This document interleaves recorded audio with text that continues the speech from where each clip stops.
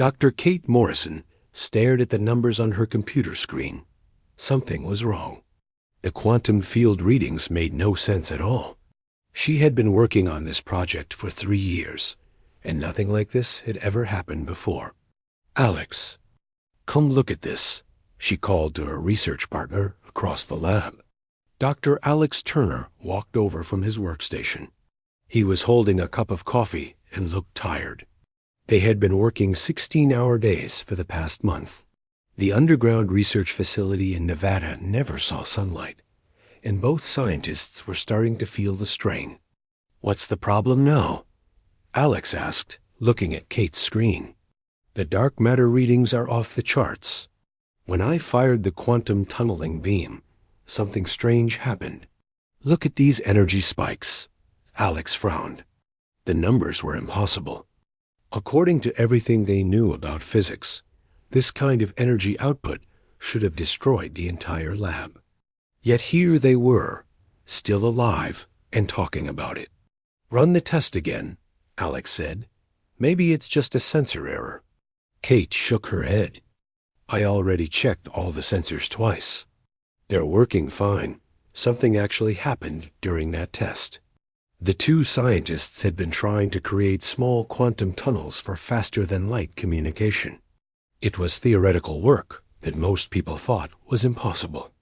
The government funded their research because they hoped it might lead to better military technology. Someday, Kate reset the equipment and prepared for another test. This time, she would monitor everything more carefully. She placed a small metal ball in the test chamber and activated the quantum field generator. The machine hummed to life. Energy readings climbed steadily as the quantum field grew stronger. Kate watched the numbers on her screen, waiting for the moment when the field would become stable enough to create a tunnel dot. Then it happened again. The energy readings exploded past every safety limit. The metal ball in the test chamber simply vanished. Not destroyed or melted. It was just gone. In its place was something that hurt to look at. A dark spot in the air that seemed to twist and bend the light around it. "Kate, shut it down," Alex shouted, but Kate was frozen. She stared at the impossible thing floating in their test chamber. It was a hole in space itself. Through it, she could see stars. Not the stars visible from Earth, but different ones. Strange constellations that no human had ever seen before. The hole grew larger. It pulled at everything in the lab. Papers flew through the air and disappeared into the void. The coffee cup fell from Alex's hand and shattered on the floor. Kate finally snapped out of her shock and hit the emergency shutdown button. The hole collapsed with a sound like thunder. The lab fell silent, except for the emergency alarms that had started blaring. Red lights flashed on every wall. What did we just do? Alex whispered. Before Kate could answer, the reinforced doors of the lab burst open.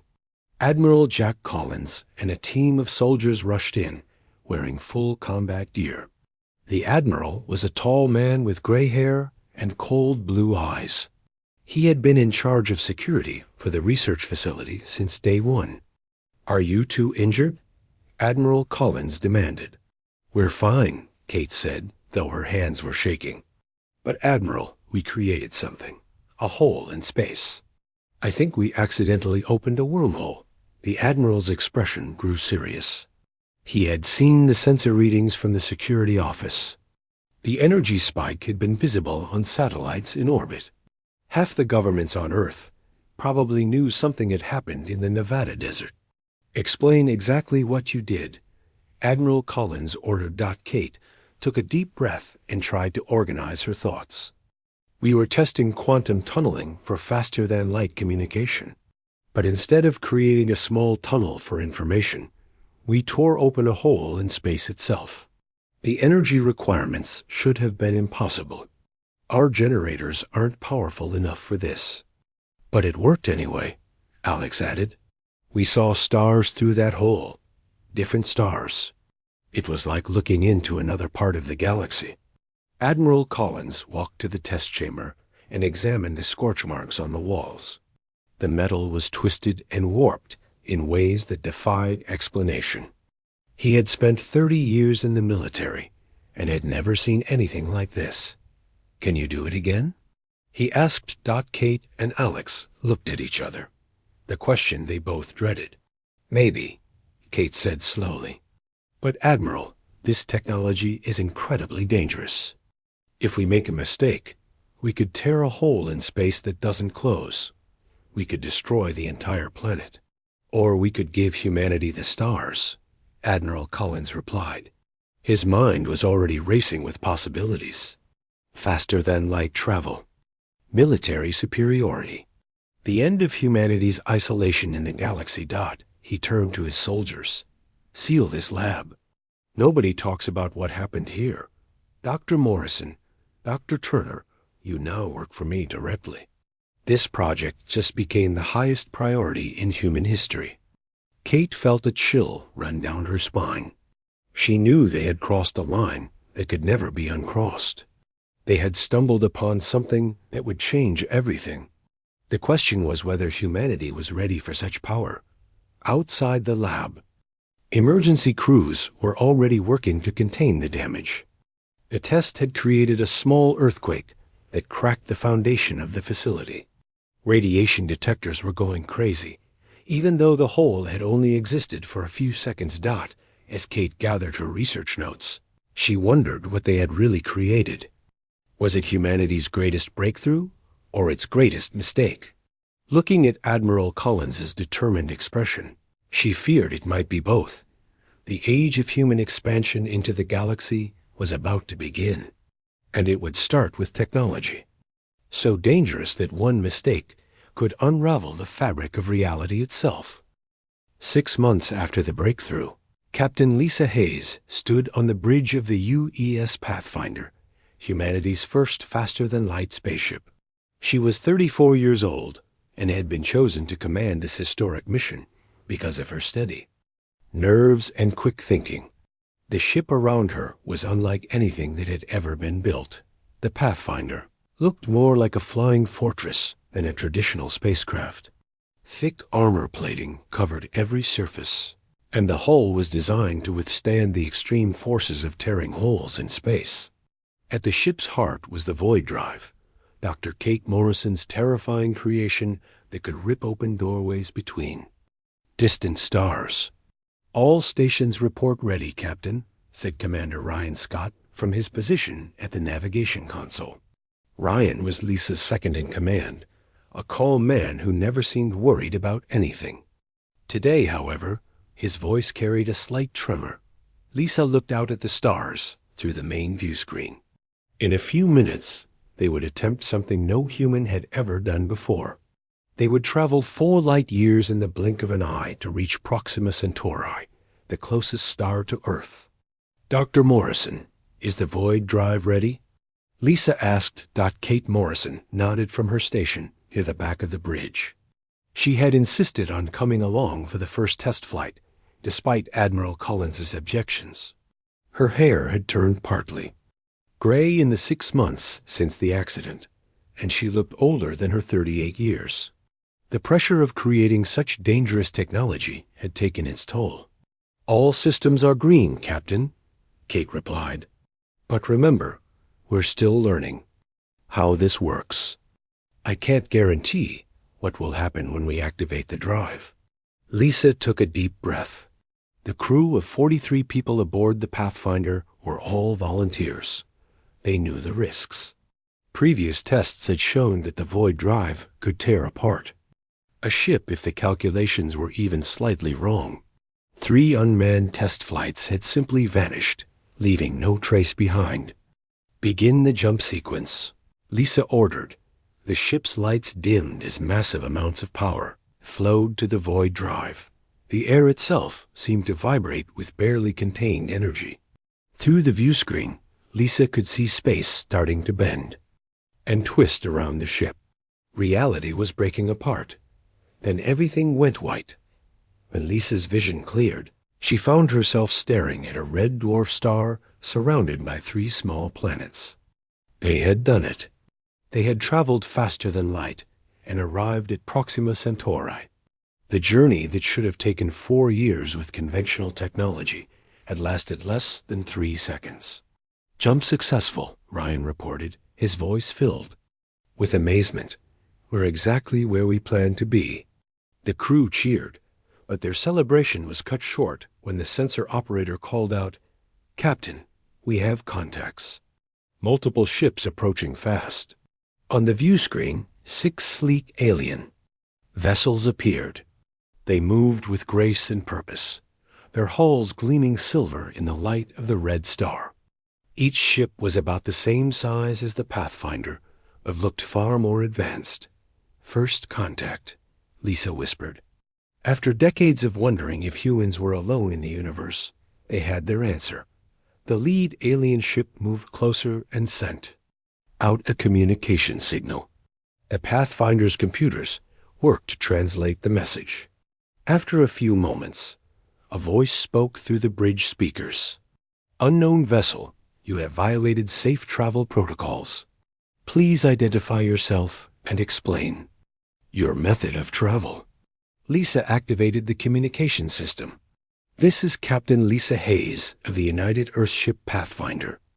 We are explorers from the planet Earth. We mean no harm."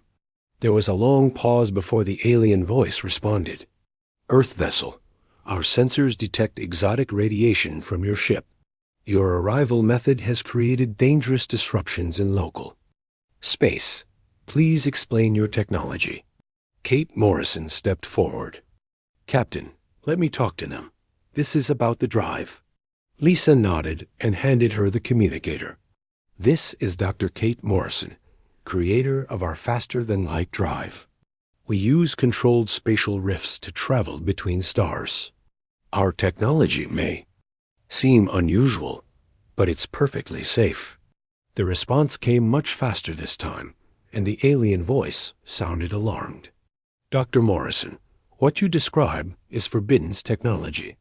You are creating tears in the fabric of space itself. This is extremely dangerous to all life in the galaxy." On the main screen, the alien ships were moving into defensive positions. Their weapons were not aimed at the Pathfinder yet, but the threat was clear. "I am Veltar of the Xenthari fleet," the voice continued. "I must report your presence to the Galactic Council immediately. Your species will be contacted through proper diplomatic channels." Lisa felt a chill. A Galactic Council meant there were many alien species out there, and humanity had apparently already broken their most important laws. "Veltar, we didn't know about any council or laws," Lisa said. "We're new to space travel. Can't we discuss this peacefully?" "The council will decide what happens next," Veltar replied. "But I must warn you, Earth vessel, your technology is more dangerous than you realize. In the wrong hands, it could destroy entire star systems. The council has spent thousands of years creating safe methods of travel. You are using weapons disguised as transportation." Commander Ryan looked at the tactical display with growing concern. More alien ships were arriving every minute. They were completely surrounded. "Captain," he said quietly, "I think we should consider leaving." Lisa nodded. This first contact was not going as planned. "Dr. Morrison, can we jump back to Earth?" Kate checked her instruments. "Yes, but we'll create another spatial rift. That will probably make them even more angry. Do it anyway. We need to warn Earth about this council." The Pathfinder's void drive powered up again. Space around the ship began to twist and bend. The alien vessels moved back, apparently afraid of getting caught in the dimensional distortion. "Wait," Veltar's voice called out. "Before you leave, know this: the council will not ignore what you have done.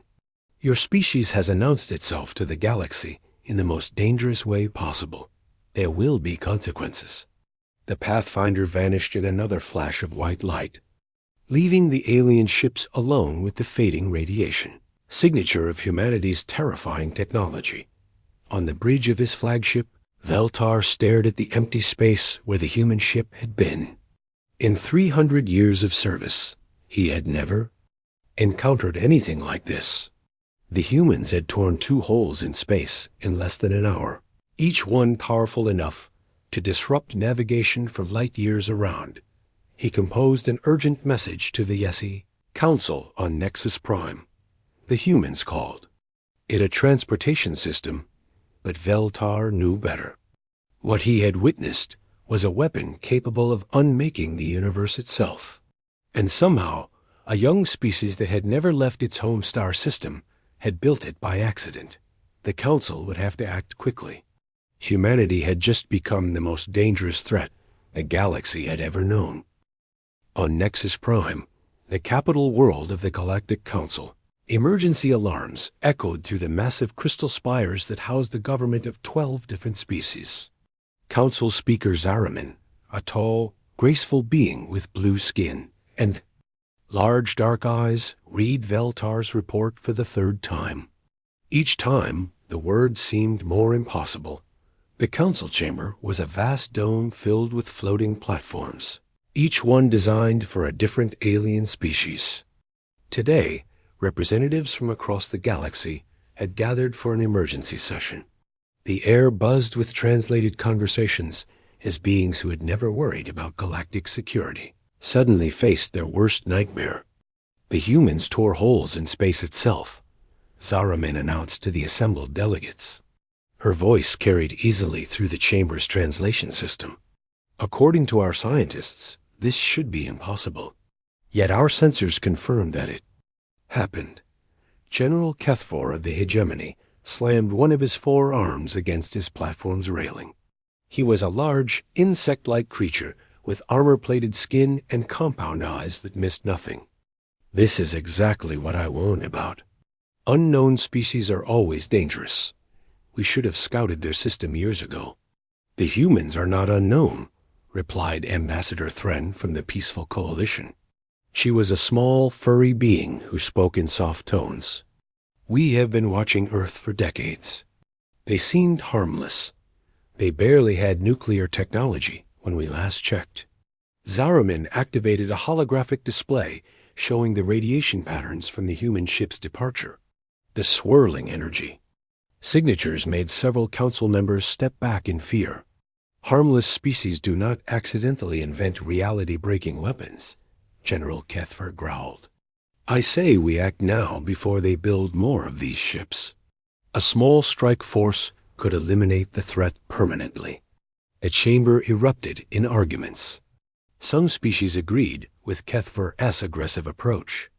Others, like the Xenthari, believed in peaceful solutions.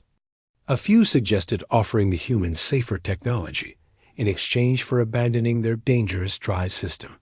Back on Earth, Dr. Kate Morrison worked frantically in her expanded laboratory. Admiral Collins had given her unlimited resources and a team of the best scientists humanity could find. The Pathfinder's successful journey to Proxima Centauri had proven that faster-than-light travel was possible, but Kate knew they needed to improve the technology quickly. The power consumption is still too high, she told her assistant, Dr. Frank Miller, as they studied the latest test results. We're burning out generators faster than we can build them. Frank, a young physicist with wild red hair, pointed to a section of the data. What if we use quantum feedback loops to recycle some of the energy? It might reduce the strain on the main systems. Kate nodded thoughtfully. The idea had merit, but it would also make the drive even more unpredictable. Every improvement they made seemed to come with new risks. Admiral Collins entered the lab carrying a classified report. His expression was grim. Dr. Morrison, we have a problem. Our deep space sensors are picking up unusual activity near Earth's outer solar system. Multiple ships that don't match any known human technology. Kate felt her stomach drop. You think it's the aliens from Proxima Centauri? Almost certainly. Intelligence suggests they're conducting reconnaissance missions. They're studying us, trying to determine our capabilities. Frank looked up from his computer screen. Admiral, if they wanted to attack us, wouldn't they have done it already? Maybe they're trying to establish formal contact. Admiral Collins shook his head. Captain Hayes's report mentioned something called the Galactic Council. These aliens have laws about space travel, and we apparently broke them. This isn't a friendly visit. Kate stared at the test results scattered across her desk. Each number represented a step toward making humanity's impossible technology more powerful. But every breakthrough also made them more dangerous to the rest of the galaxy. How long do we have? She asked. Unknown. Could be days, could be months. But Kate, I need you to accelerate the program. We need a fleet of void drive ships as soon as possible. Admiral, building more ships with unstable technology could be suicide. One mistake and we could tear a hole in space that never closes. We could destroy Earth itself. Admiral Collins walked to the window that looked out over the Nevada desert. In the distance, construction crews were building launch facilities for humanity's new space fleet.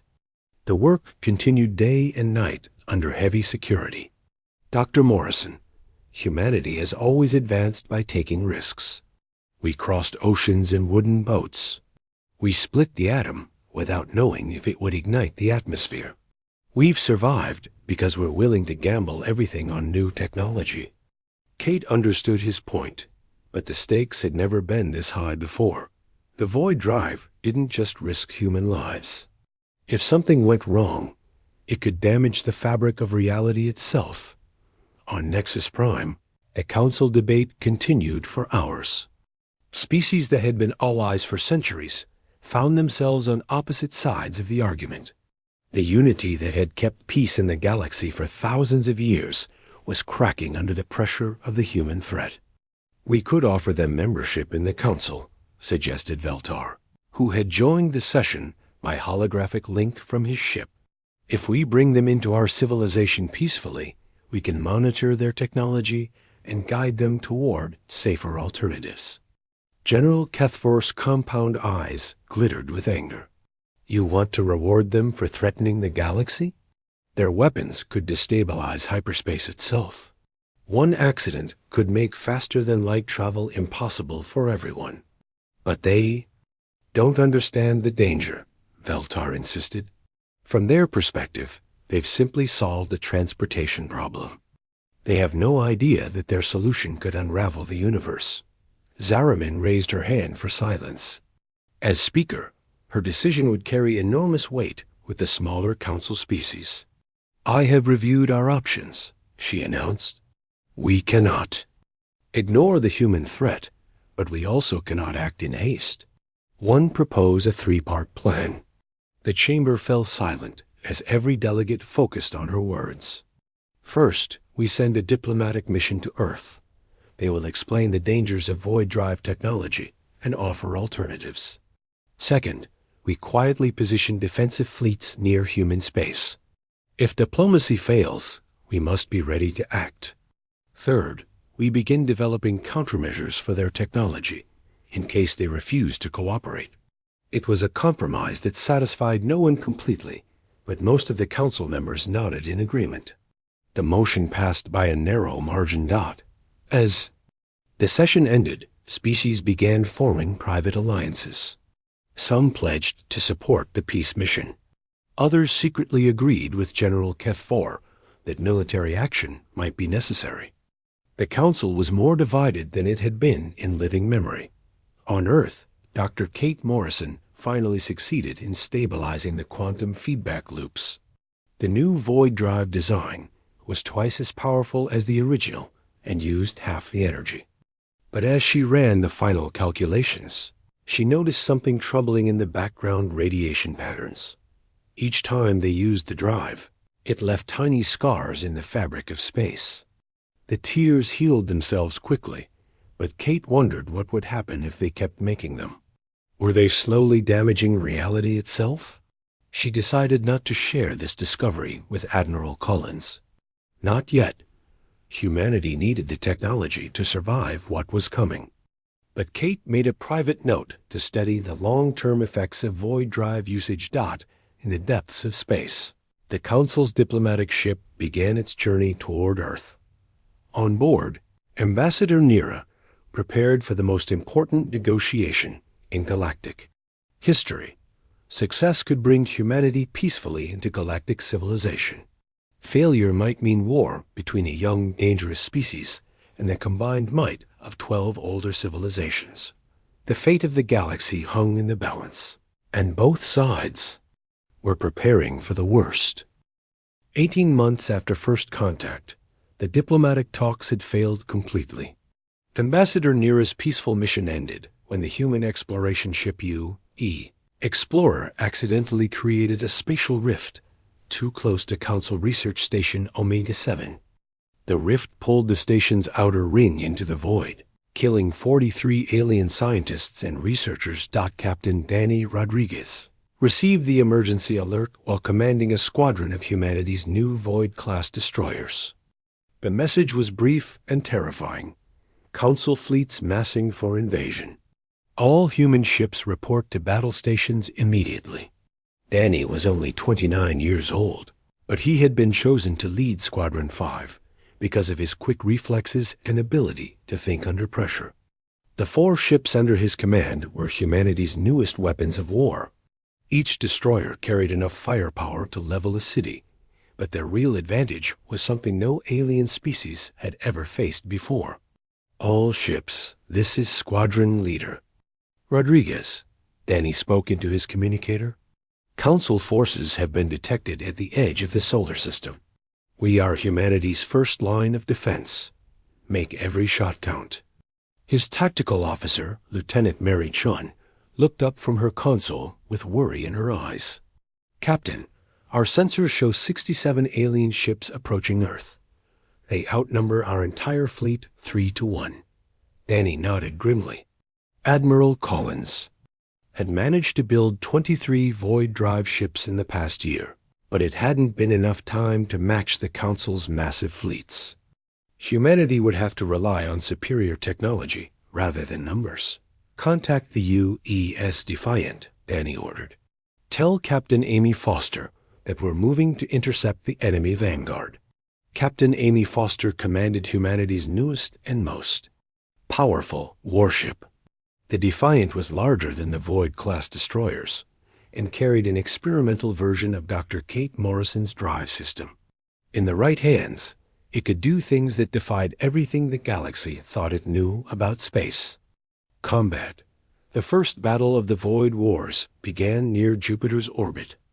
General Kethfer led the Council fleet personally, confident that his superior numbers would crush the human resistance quickly.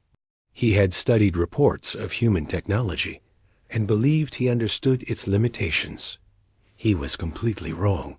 Danny's squadron appeared behind the Council formation without warning, having jumped through dimensions that the aliens didn't even know existed.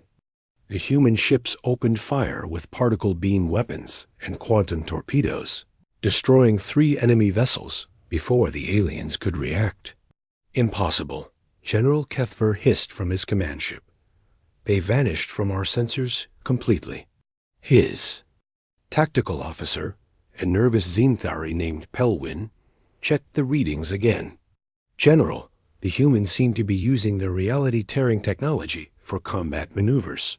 They can appear anywhere without using normal hyperspace lanes. Before Kethfer could respond, the human ships vanished again. This time they reappeared inside an asteroid field near Mars, using the rocks as cover while they prepared for another surprise attack. Captain, Amy Foster watched the battle from the Defiance bridge. Her ship hung back from the main fight, waiting for the perfect moment to demonstrate humanity's newest weapon. Dr. Morrison, is the experimental system ready? Amy asked.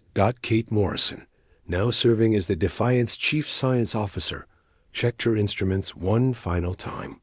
The past year had changed her greatly.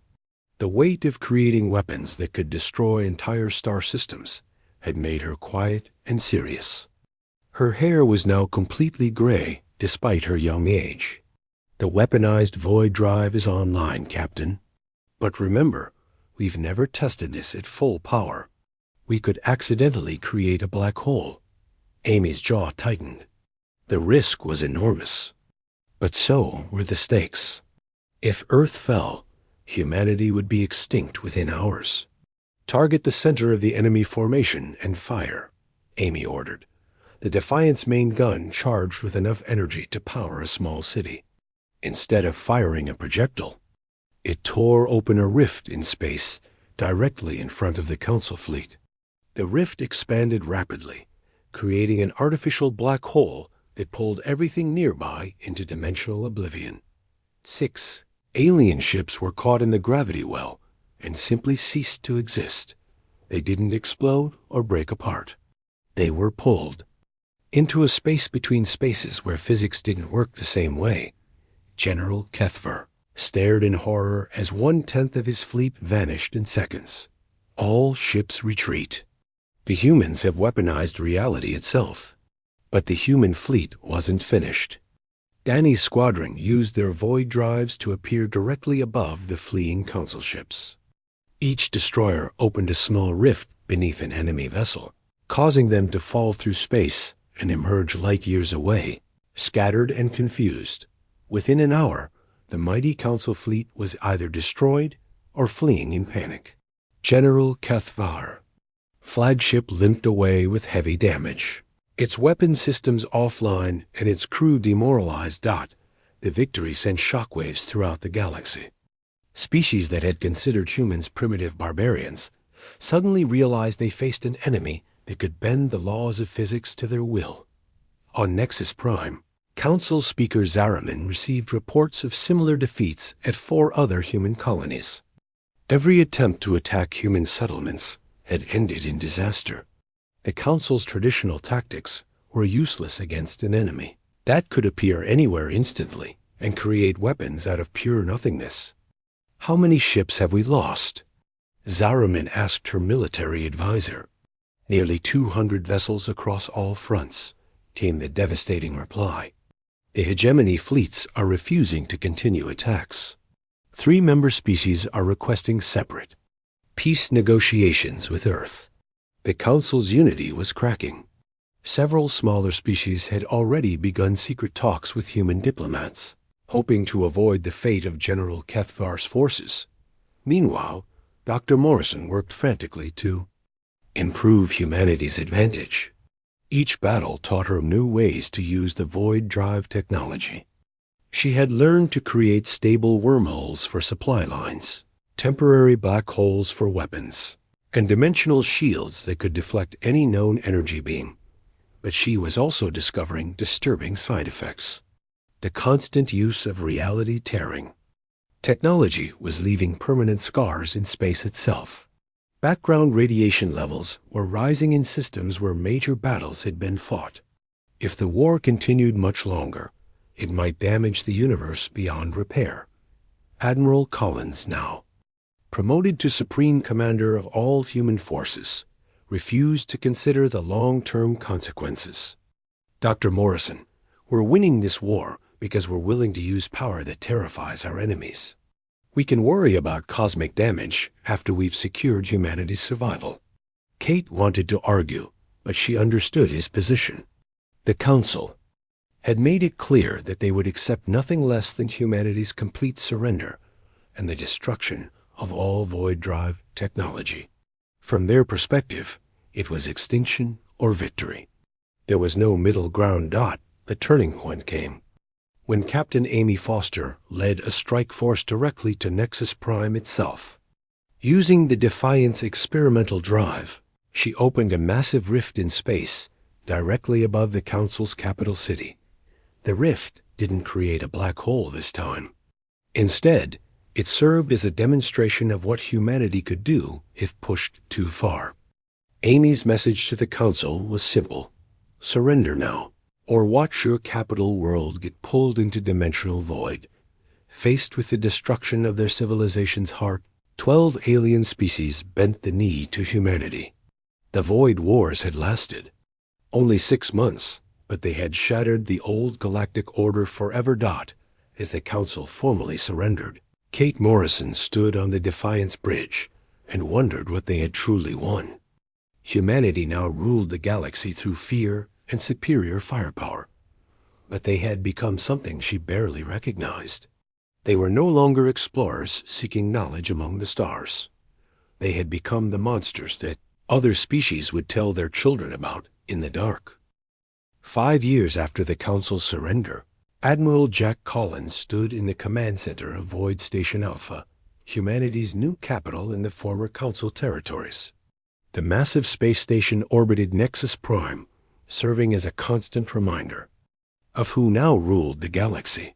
Through the observation deck's reinforced windows, he could see the construction of humanity's latest project, a permanent rift gate that would connect every major star system under human control, the Terran Dominion.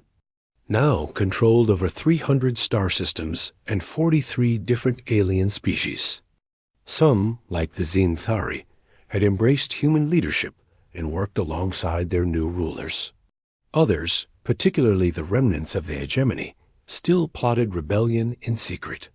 "Sir, we have reports from the outer territories," said Colonel Beth Parker, Collins's chief of staff. She was a sharp-eyed woman in her 40s, who had proven excellent at managing the complexities of governing multiple alien civilizations. "What's the situation?" Collins asked, not looking away from the construction outside. 3 more systems have requested admission to the Protectorate. The Kylari want protection from raiders, and they're offering to share their medical technology in exchange. Also, Admiral Hayes reports that the Void Fleet's patrol of Sector 7 is complete. No signs of rebellion. Collins nodded with satisfaction. The Terran Protectorate was his greatest achievement, a system of government that gave alien species limited self-rule in exchange for absolute loyalty to Earth. It was working better than he had dared to hope. Admiral Lisa Hayes had become the commander of the Void Fleet, humanity's main military force. Her flagship, the U.E. Sovereign, was the most powerful ship ever built. It could create rifts large enough to transport entire fleets instantly across the galaxy. Under her leadership, the Void Fleet had put down 17 attempted rebellions without losing a single human life. But Lisa was growing concerned about the psychological cost of wielding such overwhelming power. Many of her officers showed signs of what the medical staff called void sickness, a condition that seemed to affect humans who spent too much time around active rift generators. They became cold, calculating, and gradually lost their ability to empathize with others. "Admiral," her communications officer called out as she reviewed patrol reports on the Sovereign's bridge. "We're receiving a priority message from Dr. Morrison at the Dimensional Research Center." Lisa frowned. Kate Morrison rarely contacted the fleet directly unless something was seriously wrong. "Put her through." Kate's image appeared on the main screen. She looked exhausted and worried.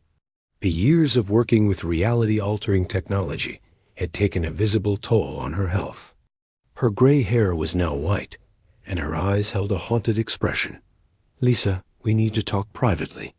I've discovered something about the void drive technology that changes everything." 20 minutes later, Lisa materialized on the research station, using a personal teleporter, another application of the Rift technology. Kate led her to a secure laboratory deep within the facility's core.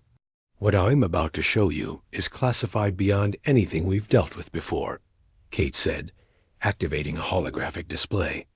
"I've been monitoring the long-term effects of our technology on space itself." The hologram showed a 3-dimensional map of the galaxy. Thousands of tiny red marks indicated locations where void drives had been used over the past 5 years. Around each mark was a growing web of cracks in the fabric of space. "Kate, what am I looking at?" Lisa asked, though she was beginning to fear the answer. "Dimensional fractures. Every time we tear open a rift, we create microscopic damage to reality itself. The universe tries to heal these wounds, but we're making them faster than they can repair. Look at this." The display zoomed. and on Earth's solar system. The space around Earth was riddled with so many fractures that it looked like a spider web made of broken glass. How bad is it? Lisa whispered.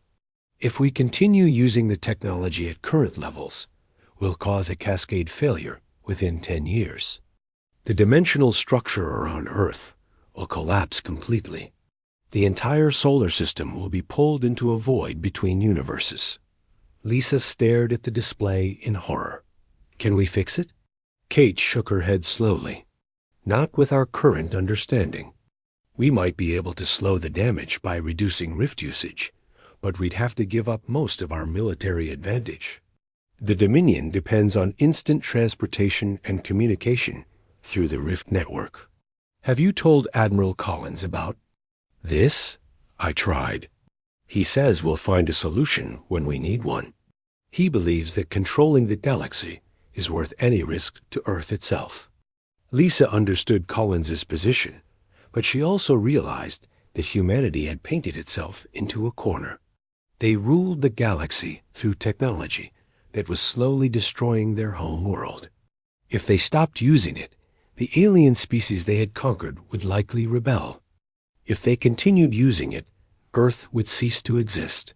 Meanwhile, in the depths of space between galaxies, something had taken notice of humanity's reckless manipulation of dimensional barriers. The void entities were beings that existed in the spaces between realities, feeding on the energy released when universes collapsed into each other. For billions of years, they had waited patiently for natural dimensional breakdowns.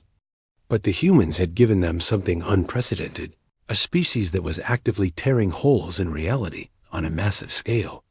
The entities began moving toward the galaxy, drawn by the feast of dimensional energy that humanity was providing. Doctor Morrison detected the first signs of their approach 6 months later. Her instruments picked up readings that made no sense according to any known physics.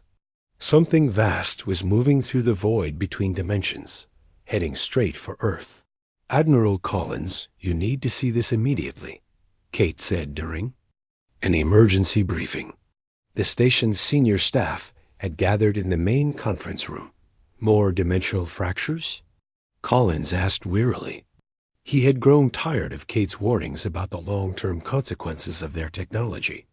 No, sir. Something worse. My sensors are detecting entities moving through interdimensional space. They appear to be attracted to areas where we've used the void drive extensively. Colonel Parker leaned forward. What kind of entities? Kate activated the display, showing massive shapes moving through the darkness between realities. They were impossibly large, each one the size of a small moon. As they moved, space itself seemed to bend and warp around them. I don't know what they are, Kate admitted, but they exist partially outside our universe. Our weapons might not be able to affect them at all. Admiral Collins studied the readings with growing concern. How long until they reach Earth? At their current speed, approximately 18 months. But Admiral, they're not just heading for Earth. They're moving toward every location where we've created major rifts. It's like they're following the damage we've done to space itself. A room fell silent as the implications sank in. Humanity's greatest achievement had become a beacon, calling something terrible from the void. The technology that had made them masters of the galaxy might have doomed them all. Options? Collins asked grimly. We could try to repair the dimensional damage, Kate suggested. If we shut down the rift network and focus all our resources on healing space itself, we might be able to stop attracting these things and lose control of the galaxy in the process, Collins replied. The moment we stop using the void drive, every species we've conquered will see it as weakness. We'd face rebellions on 1,000 worlds. Lisa Hayes spoke for the first time during the meeting. There's another option. We could warn the alien species about what's coming. Work together to find a solution. Many of them have been studying dimensional physics for thousands of years longer than we have. Collins shook his head. Absolutely not. We don't negotiate with subjects.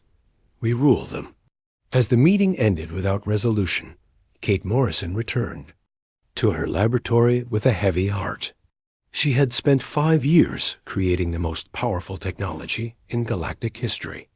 Now she faced the terrible possibility that her greatest achievement would be remembered as the mistake that ended all intelligent life in the galaxy dot outside her window. The rift gates continued their work, carrying ships and cargo instantly across vast distances. The network that connected humanity's empire grew larger every day, and with it, the cracks in reality itself spread deeper in the void between dimensions. The ancient entities drew closer to their feast. They had waited eons for a species foolish enough to break down the barriers between worlds. Soon, they would feed on the collapse of an entire galaxy, and nothing in this universe would be able to stop them.